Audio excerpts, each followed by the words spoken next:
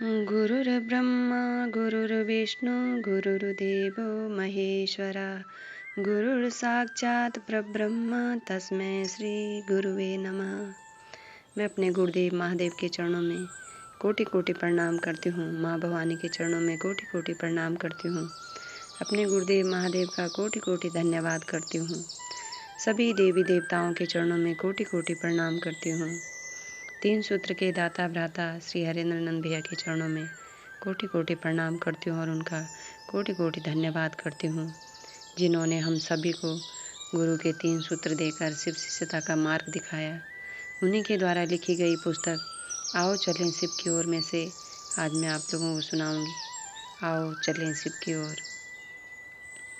नमः शिवाय, नमः शिवाय, नमः शिवाय। सभी गुरु भाई बहनों के चरणों में कोटि कोटि प्रणाम करती हूँ। सभी का बहुत बहुत धन्यवाद करती हूँ। आओ चलें शिव की ओर।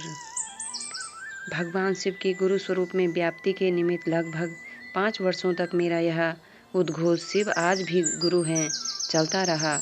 अधिकांश लोगों ने समझने की कोशिश की, प्रतिक्रियाएं अब कम हो गई थी, तो मैंने अपनी बात बदली और कहा शिव जन जन के गुरु हैं।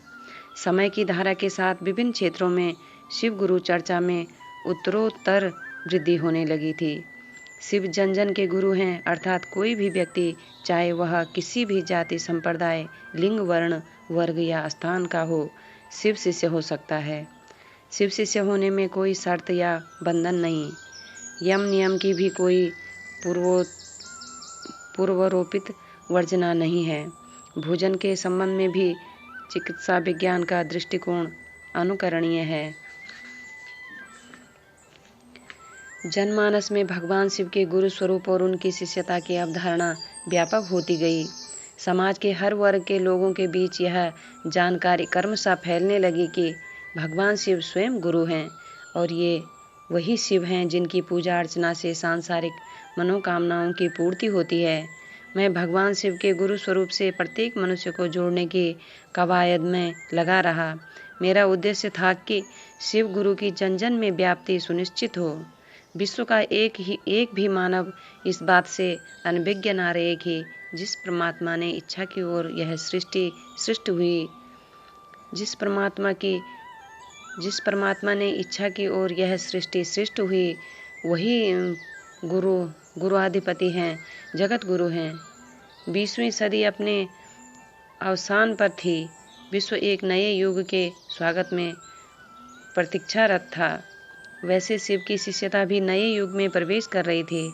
मैंने शिव के गुरु स्वरूप की समष्टिगत पुनर्स्थापना तो शिव की दया से कर दी थी।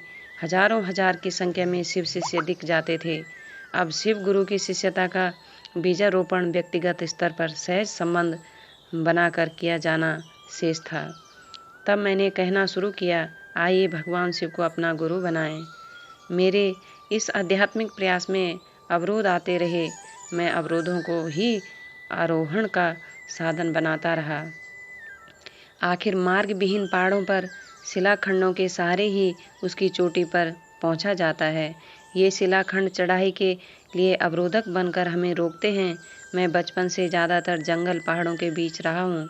पहाड़ों के इन पत्थरों पर सीढ़ियों के मानिंद में स्वयं चढ़ा हूँ। कभी कभी तो रात्रि काल में भी। मैं मानता हूँ कि जो पहाड़ों पर चढ़ने का साहस रखते हैं, उनका अवरोहण शिलाखंड या बर्फीले तूफान नहीं रोक पाते। जो पहाड़ों एवं ऊंचाइयों पर चढ़ना ही नहीं चाहते, उनके लिए घर की सीढ़ियाँ भी पहाड़ बन जाती है। यात्रा निष्कंटक नहीं थी। यदा कदा पुरानी मान्यताएं और समाज के कर्मकांडी स्वरूप के थपेड़ों से जूझ रहा था। मेरा अहर्निश उद्देश्य भगवान शिव के प्रति मेरी चाहत और भी दृढ़ होती जा रही थी।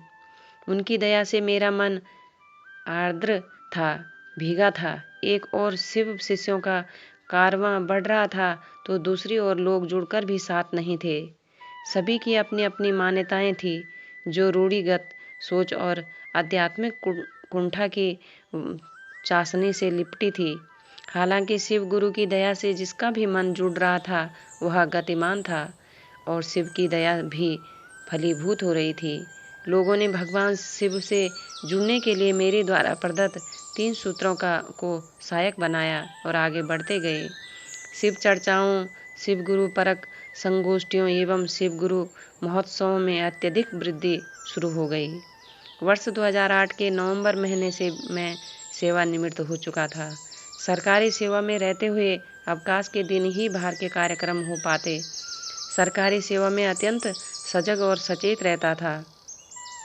मैं भयभीत रहता था कि कोई ऐसा ना कहे कि यह आदमी अपने लौकिक कृत्यों के प्रति सजग नहीं है और शिव गुरु की चर्चा करता चलता है। इस सजगता का परिणाम यह निकला कि 30 वर्षों से अधिक सरकारी सेवा में मुझ पर कोई अंगुली नहीं उठी। अंगुलियां उठी तो शिव कार्य को लेकर परिजनों एवं परिचितों के द्वारा बाधाएं आई जो स्थिति और परिस्थिति जन्य थी।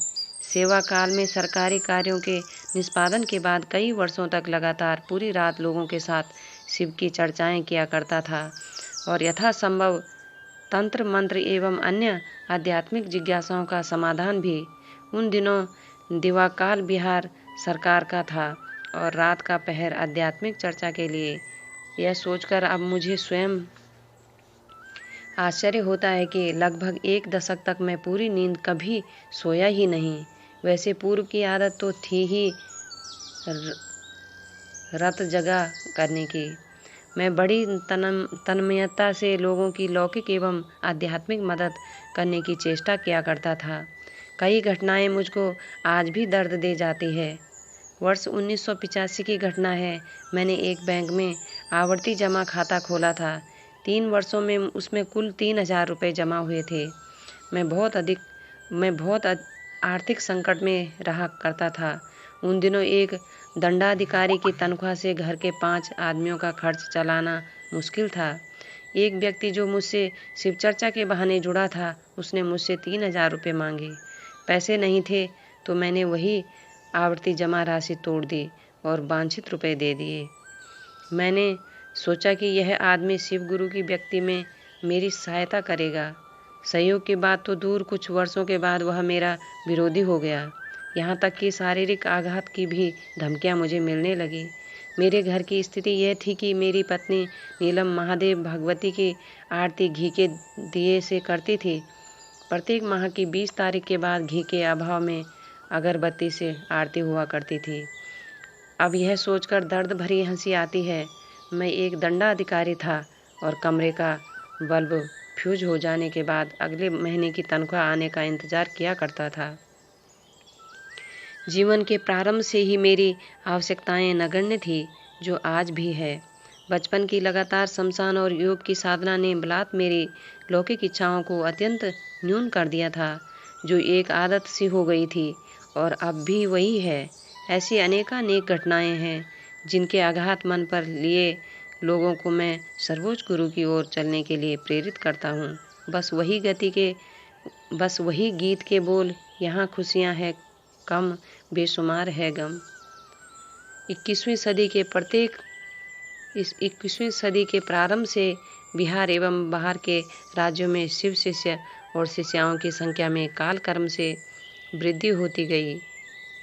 क्षेत्रों में लोग शिव चर्चा करने लगे और उन्हें सुनने के लिए स्थानीय एवं निकटवर्ती इलाके के लोग एकत्रित होते रहे।